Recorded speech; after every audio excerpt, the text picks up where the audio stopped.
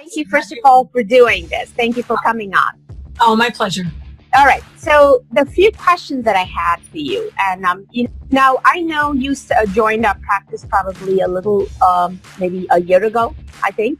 Last January. Yes. Yeah, so, January 2017. Yeah.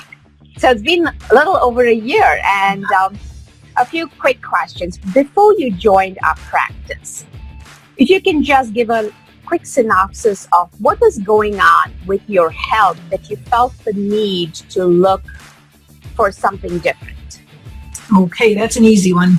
I actually spent a year working thinking that I was overwhelmed by stress. My body wasn't responding to me very well. I was overweight. I had a lethargic kind of feeling, foggy brain, and that's not easy to do in my job. I had a lot of gastrointestinal issues. Hypothyroidism was kind of crazy. And when I retired, I figured I was going to get better. It didn't happen. And so then I found you, and I joined your group in January and went through the detox. Within a few weeks, I started feeling better. Yeah. So if I were to ask you, what was the pressing issue? I'm assuming not just a year prior to joining our practice, you were having problems. Had you had some ongoing issues, but you kind of accepted it and did not do much about it? Or was it something that started bothering you just a year prior to joining our practice? Well, what had been happening for most of my life, I've had hypothyroidism since I was 25 years old. Mm-hmm. And then I have hives when I was 8 years old, cold urticaria, that would just be terrible. Everything would swell up, and I never knew when I was going to have an attack. Mm-hmm. And gastrointestinal problems, but for years I pushed those aside. And then in 2014, I had sepsis, and it threw my body into something really wacky. Well, I thought I was coming out of it, and I thought I was healing, and everyone kept telling me I was healing and looking good. But that 1 year I was referring to, nothing was good. I was tired. I was not thinking well. I was emotional, things that were just coming to a head, and thinking that it was my age and I had to retire, and I did. And like I said, those 6 months. So yes, I've had these chronic conditions besides, high blood pressure too. I was dealing with that. But I just kind of went along doing what you do every day. You try to eat healthy. I thought I was eating healthy. Little did I know I wasn't as healthy as I thought I was in my eating habits. Yeah. So when it was one of those things where I went to your first session, you started talking about the symptoms I was feeling. And you were talking about how food is the healer, and it just resonated with me. And so I committed to the program, and that's probably the best thing I have done in I can't tell you how many years. Because today I am not on blood pressure medication. I have not taken my hive medication since April. Wow. That just blows me away because I've done that for 57 years. 57 years I was on medication, and now I'm not. And it's all because of what I'm eating. And I know that for a fact, because if I screw up, I know it. So thank you for that. That was something that I feel is probably the most successful in my world. Yes. There are two types of patients we get. Most people who find us because they're tired. They're sick and tired of being sick and tired. Yes. Or they know that there's a different way and what they're doing is not making any sense. And then unfortunately, we're all humans, right? Mm-hmm. Like you said, you had all these problems, and for 57 years, you've had something. You just accepted it, which is why you didn't look for a different solution. Right. Or a lot of times, me as a doctor, when I initially started my practice, I truly believed people get hypertension. I truly believed people get diabetes. There's nothing you can do about it. It runs in your family, and that's the way you accept it. And my job was to diagnose, treat, and keep those things under control so that we can prolong their life to normalcy. So a lot of times it's both the doctors as well as the patients. We are in the system and we have no idea that there's a different approach. One of the things that I guess for you would be 57 years you'd had cold urticaria, but it didn't necessarily interfere with your day-to-day living. Oh, yes, it could very well. When I would have a hive attack, I was out for a week or two. I was on prednisone. The amount of medication I was on was ridiculous. I would have adrenaline shots. So I could go 2 years with nothing. And then all of a sudden I was out. And I could be out for weeks because of the hives.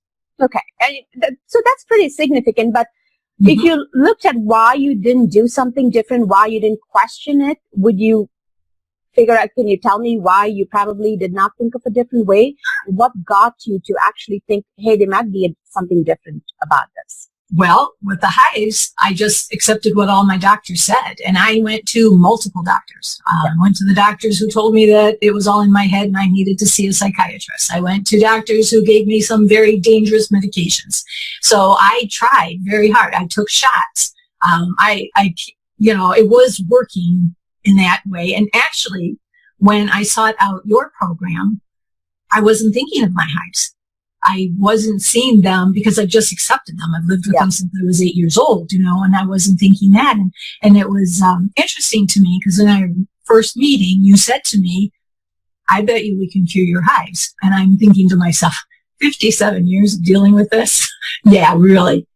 And in 4 months, because I started with you in January and in April, I stopped taking my medication and I was fearful and you were very supportive. You said, try it. And if you need it, spread it out a couple days. And so I've been on, you name it, antihistamine, I've been on it and my body's been used to it, which has been a really interesting thing in other parts of my life, like dental work or whatever. Right. But it was one of the most amazing things. And this past summer, I had one of the best summers because I'd meet up with friends and their first comment to me at lunch or dinner was, wait, you have ice in your water, because I never could. Wow. I never could. So that was a side effect, or I shouldn't call it a side effect. I'm going to call it an additional bonus because I lost weight. My body is functioning so much better. Even my daughter says to me, Mom, you have so much more energy. And so those are the reasons I came to you. But the hives were a nice present. So thank you for that. Right. Good of those is awesome. I think this is the testament to functional medical approach. It's just a different way of thinking, right? We believe that the body can heal itself if we can figure out what is causing the inflammation, what is causing the disruption. And a lot of times in medicine, with the 15-minute appointments that you have with your doctor, even if your doctor is good, I personally, even in my medical practice, I don't think any of my patients can complain that, oh, my doctor just ran in and ran out. That's not a complaint. They may have other complaints that I just lecture them forever, but they don't complain that I walk in and walk out. Yet, if we don't address the root cause, and if you're not in a therapeutic relationship, and I call this a therapeutic relationship is because you have to heal and I have to heal. Because when you heal, I heal. So it's 100% the two of us have to put in. I have to be able to listen to, like, let's say I told you to make some changes and you just said, absolutely not, this is not something I can do. Then I have to take baby steps with you. But you were one of those who just said, you know what, I'm ready. And I think in many ways, because you were retired, you were able to somewhat focus on yourself and you had a very supportive family. I do remember all of that. Yes, so, my husband came. But the other thing, Dr. Chellam, is that when people are working, when they do have other things in their lives, that's what they blame. Because of my retirement, besides having the time, there's no doubt about it, but I had nothing else to blame. It was like, okay, now I can't blame my stress or my hours or whatever. It was like, oh my gosh, I'm eliminating all of the reasons I thought I was having all these problems. Right. So that's another issue that I had never even considered. That's very interesting that you say that, because one of the biggest challenges that I see with patients too, when they get something goes wrong, they're looking outside for, a trigger saying, if only my husband would do this, if only my kids would do this, if only, I had this. But just to take a step back and say, what can I do to empower myself? Right. And a lot of times I think it's really being receptive. You have to be receptive. We can give everything that we have, but if you're not receptive and you don't have an understanding of what we're trying to tell, a lot of our clients may not succeed because of that. Some of them need more time. Others got it quick. You got it very fast. I think you did not have any questions or doubts when we started the process. You realize, you just had to make some changes, right? How was the process for you? Well, the process was such that I was at my wit's end. I was at the end of the rope. It was, I've tried different doctors. I mean, I love the medical field. Don't get me wrong. They saved my life when it came to the sepsis and a few other times in my life.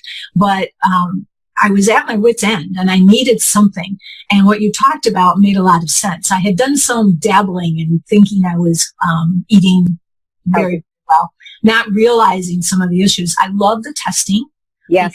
It gave me the scientific wherewithal to look at it and say, this is what my body needs. So I was willing to be honest. I was not 100% on board when I walked in that first day. I was skeptical, like I'm sure everybody else was, but I also knew I had to do something.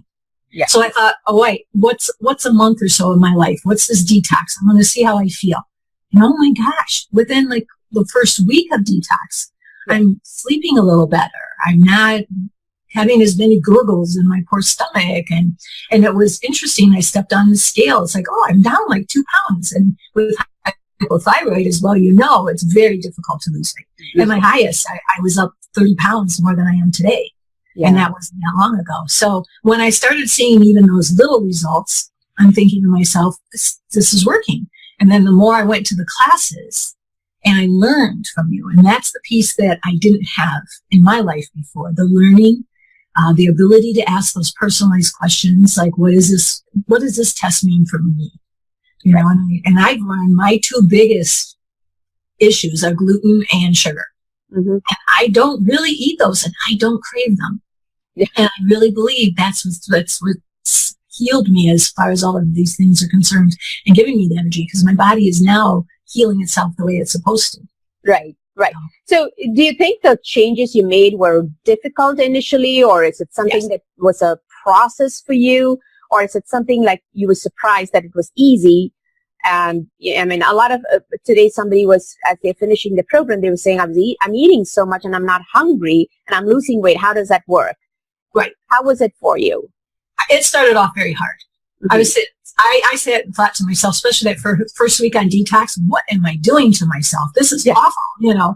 But I thought, no, I committed to this. I need to try it. If I don't try it, then I have no one to blame but myself, kind of a thing. So I've tried so many things in my life to get healthy. I thought, okay, I will try this. But as I went through the process and I started seeing some success, I agree, it started getting easier.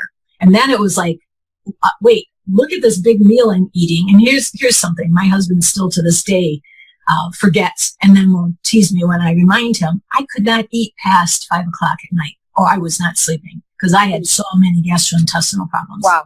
And that changed starting in about the second week of detox. And then the amount of food I was eating, it's the same statement that you just made about the other person.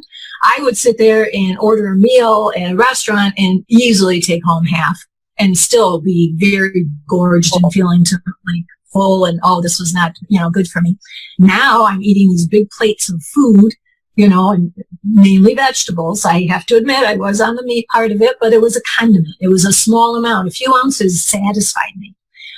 Don't do that as much anymore because I'm liking the vegetables more and more and trying different ways of cooking them. But it was a process. The beginning, I was very skeptical. I thought, all right, I in for a dime, in for a dollar kind of thing, and just lived through it. And then the more I learned, the more I saw success, the more I wanted success.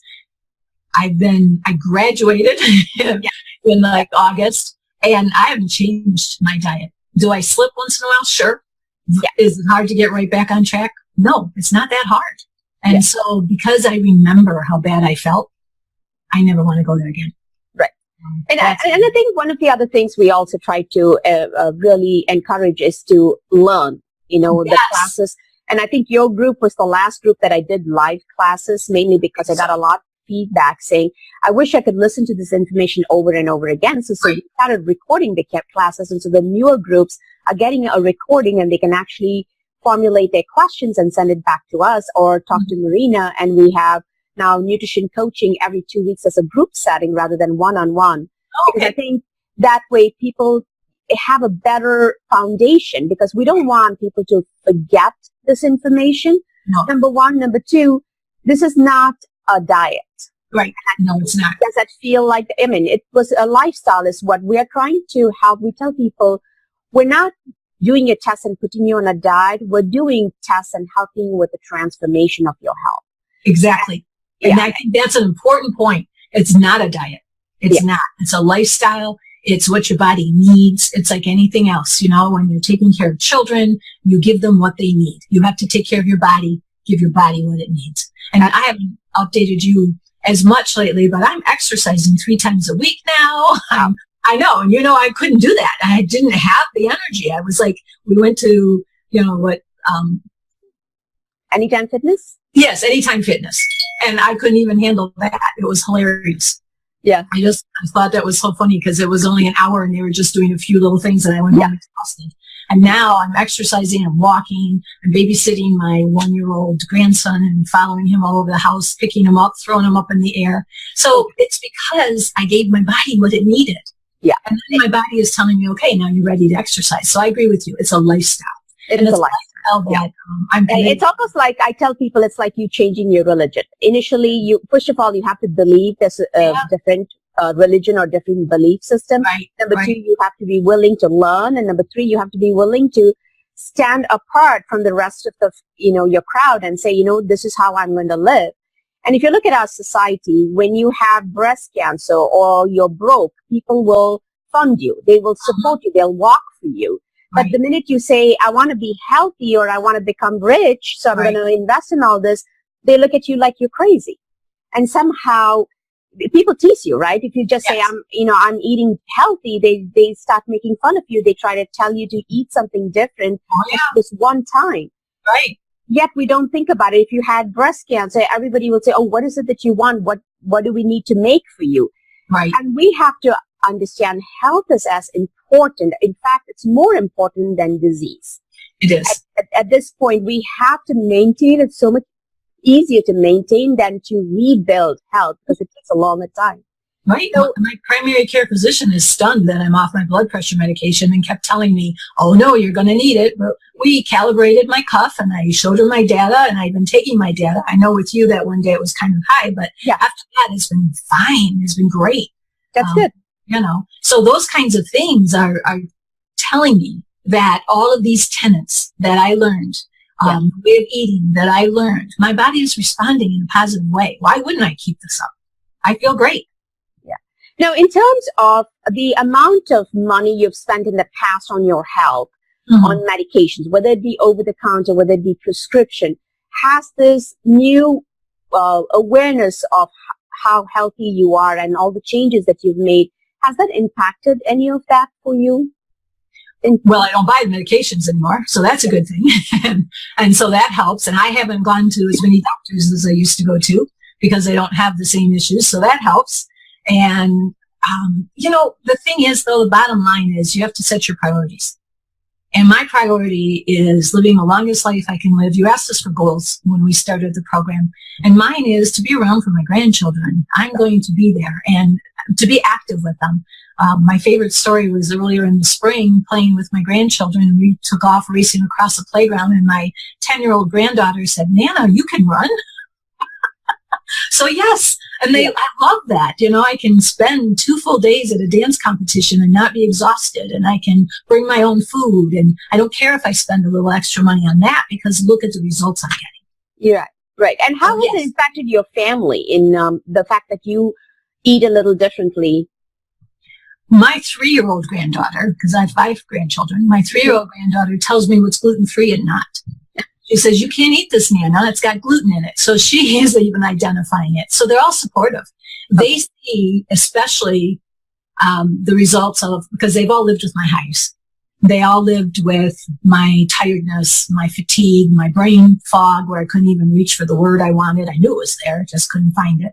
And the younger children don't know the difference. But my children, my husband for a bit, he'll eat whatever I cook.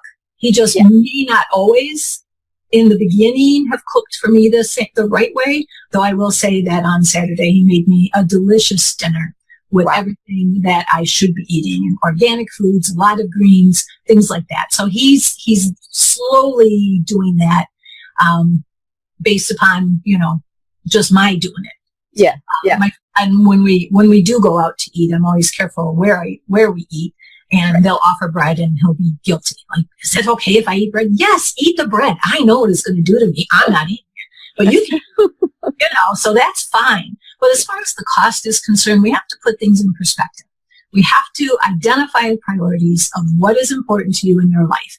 Does it cost me a little bit more money to buy the foods this way, to, make sure I get only grass-fed beef or any meats if I'm going to go anywhere like that, or even eggs, getting pasture-raised eggs. When I look at the $2 eggs or the $6 eggs, all right, it cost me $6. Yeah. Well, look at what I'm doing. I'm not laying around doing nothing. I'm productive. I'm helpful in my family. I'm a contributing member. I'm, having fun with my friends again, where I can go out and not be so tired all the time. So it's a trade-off. It's always going to be a trade-off. And I'm not having the doctor's appointment. So I look at that as the trade-off too. And I'm not having to worry about what's going to happen to me. Yeah. Because, if anything, I'm astounding a lot of people I had, seen in the past. My primary care physician especially is cracking me up because I've seen her for 20 years. Yeah. She sees the difference. Yeah. So the only thing I was worried about is that I was losing too much weight, which I thought was cute. Actually, I'm glad you brought that up, because one of the things, maybe I have not impacted, given this knowledge enough for people, but we're all three different types. Mm-hmm. I've always said it's the Vata, Pitta, and Kapha. So some people are always going to be a little chunky and the others will be a little more skinny. Yeah. And one of the biggest challenges which we have, and as people are starting the program, I do want particularly men that they will lose weight, because that's how their hormonal structure is, and women tend to lose weight a little slower. But there are some women, who are supposed to be small built. Genetically, that's their frame. They tend to lose a lot more weight when they start eating healthy. And that weight, I have not impacted enough upon our clients. That's actually inflammation. You're not losing strength. You're actually losing inflammation. And that's the bad type of weight that you actually need to get rid of. And you're not going to get rid of it just by exercising. It is actually inflammation that should go away as the body begins to heal. So what would you tell to those folks who are really concerned about, I'm losing too much weight, or, I really got to have some meat on my body, otherwise I'm too thin. What would you tell them? One of the things I've learned through this whole journey, more than anything else, is listen to your body. If you're eating healthy and you are losing weight because you're supposed to, and so listen to your body. Absolutely. The only time I can even imagine that this would be a problem is if you're not eating correctly. So if you're eating the foods you're supposed to be eating, if you're eating a lot, and I do, my husband cracks up because he doesn't like lunch, and I need lunch. And I eat a nice big lunch, and I eat a nice big breakfast and dinner too, and I'm enjoying that. I can make different dishes. But my body lost, like I said, at one point, almost 30 pounds, and I didn't set out to lose weight. That was not my primary concern. So I'm listening to my body. And I've learned that when I switched, sometimes like the winter diet kind of thing, maybe I put on a couple pounds, but then I lose a couple pounds. I'm listening to my body. So if you're losing the weight, it's because you're supposed to. Let your body heal itself, because I trust my body and I listen to it much better than I ever did before. I ignored my body before, like you had pointed out earlier in this conversation. You just get used to it and you just, whatever. I don't anymore. I listen. And so when I lost a couple more pounds, I said, well, something must have been happening where my body needed it. I have a new set point. I know that. I go a little up, a little down. A lot better. But the piece I really like, a little added bonus, it's only 7 pounds more than when I got married. I fit into my wedding gown again. But you know what? When it comes to health, they say your body weight should be the same as your high school weight.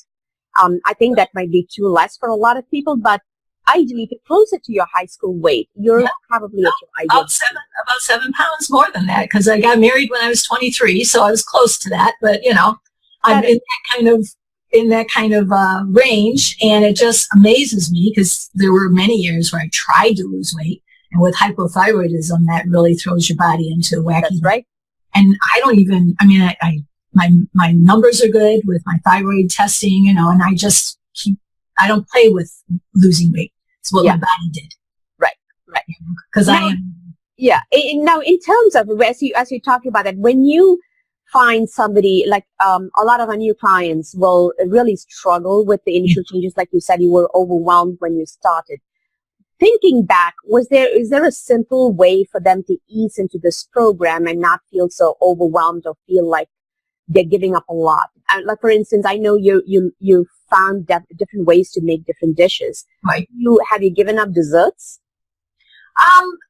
Not totally, but the desserts I eat have dates or honey or something like that, you know.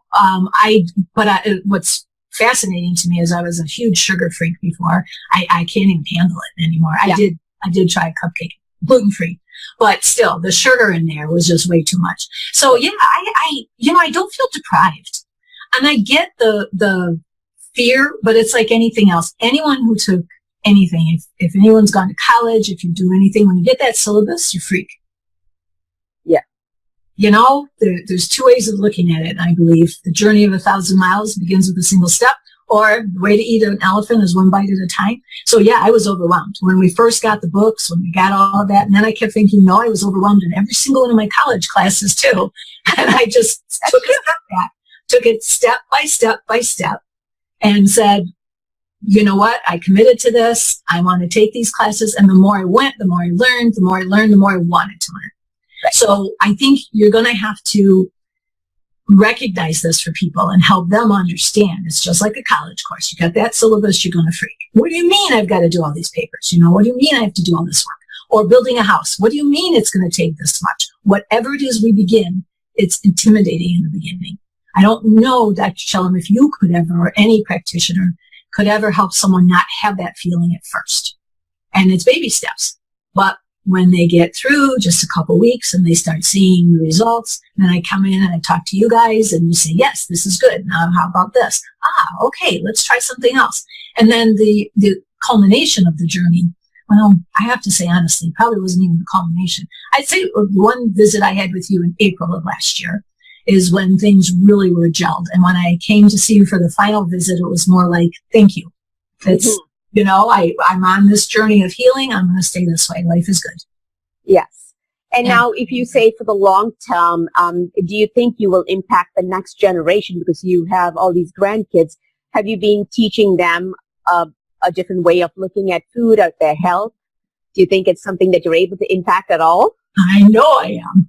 And I have a funny story to share with you on that one. Yes. It doesn't sound as successful at first, but if you think about it, this is my 9-year-old granddaughter. I've been talking about food to all of my grandchildren when they start from 11 to 1 year. You're right. And they know we eat healthy. And actually, my son and my daughter are both into this also, but not as strict as I am, actually. Okay. But I become far more as a better eater than they are. And they started me on the journey of healthy eating. Yeah. But my daughter-in-law called me the other night just chuckling because they had gone shopping. The 9-year-old wanted to buy this little tube of candy lipstick, right? That's what a kid wants. And so her mom let her buy it with her own money. And as they're walking out of the store, she says, Mom, I need to exchange this. I can't get the red one. I need to get the blue one.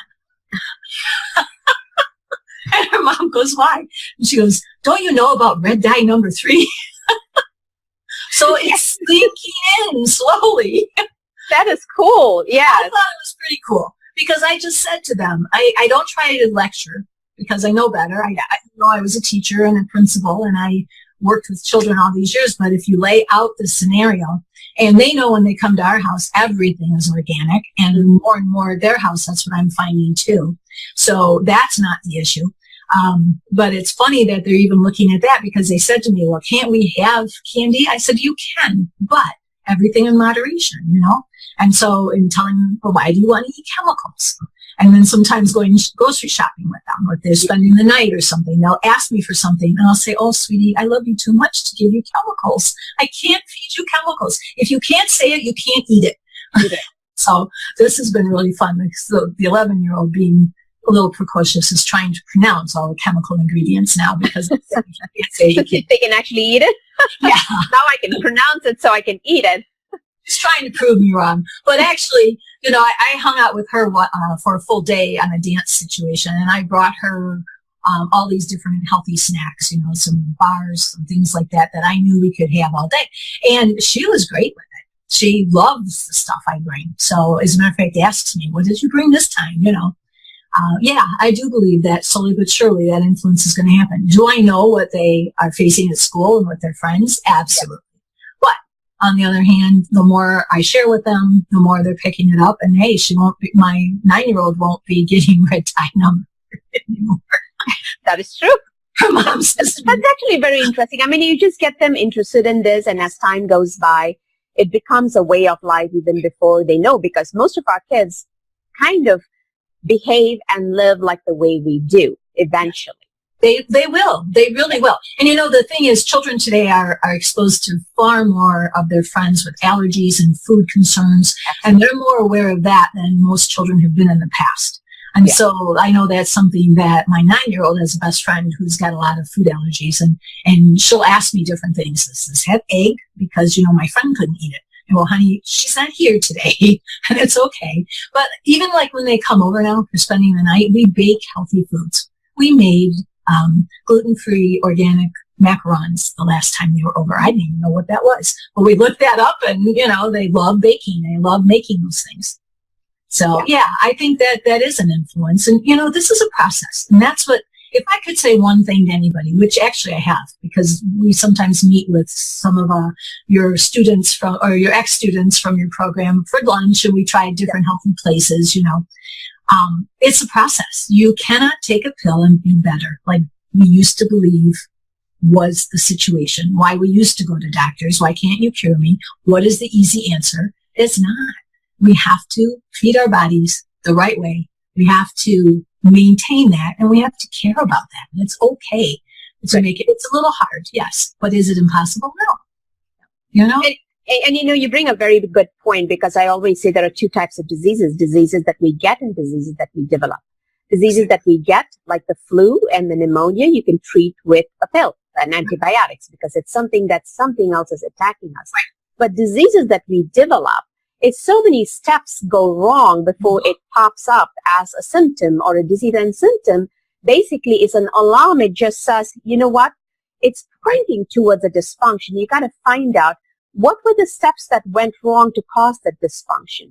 Right. So I think looking at a medication, I'm not against medicines. I still will give medicines. It's just that it's a temporary fix till we figure out what is going on.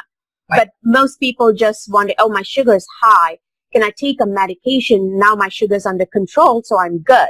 And that's what I feel like we need to stop doing, that we take the medicine, control the sugar so your body's not having to fight on its own and wear down, but figure out why you have high blood sugars is how I would put it for most people. But that's a journey. You made a journey to illness. You have to make a journey back to wellness. You know what? I think that is probably the best line I've heard.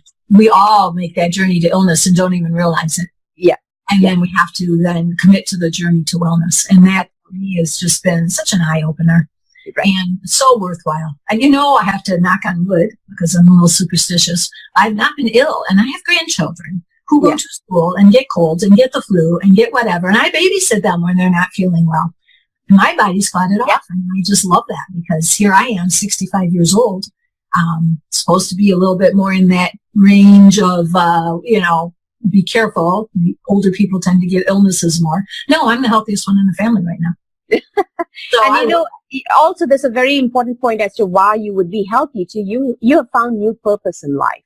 Before it was just focusing on your health and all of those issues where you were the focus of the family, but now you have a purpose where you feel like you're contributing so much to your family. And if you look at the blue zone areas, that's the only reason why people live long, is because they had purpose in life. Yes, you need a purpose. There's no doubt about that. And that's, any of my friends who've been talking about retiring or doing anything like that, what is your purpose? Right. Well, I'm back to being what my original purpose was, the caregiver. That's what I've done most of my life, in both my career and my, being a mom and being the oldest sister. We've lost both of our parents. So, that was just my role. And it's a role that suits me. I'm comfortable in it. Okay. And I needed to get back to it. And that's my purpose, and it's paying off really well all the way across the board. Very nice. And now for those people who are sitting on the fence and saying, I got to do something, but I don't know if I'm sick enough to do. And that's a surprising statement. Some people say, I don't think I'm that sick enough to do. Mm-hmm. Actually, you were not very sick, actually, when you came to me. You were still functioning. You had just retired. You're still able to live your life. Right. So what would you tell, because I can see that what they have is going to eventually disable them.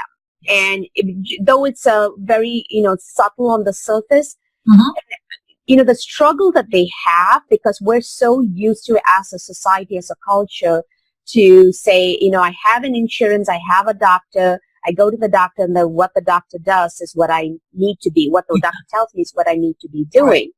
And to actually say, you know what, I am the captain of my ship, I'm the leader of my health care, is something new for most people. How would you tell them to think a little differently? We were used to empowering doctors to take care of us. We have to empower ourselves. Yeah.